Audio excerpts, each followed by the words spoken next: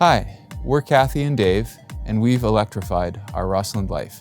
We use our electric vehicle for commuting to trail every day, and it's a bit of a battle about who gets to drive it. The person that wins is the person that has to drive the furthest so that we save as much gas as possible with our other vehicle. It drives really well in the winter. No issues with battery life or anything like that. It's got one of the most amazing ways of handling slippery roads that I've had.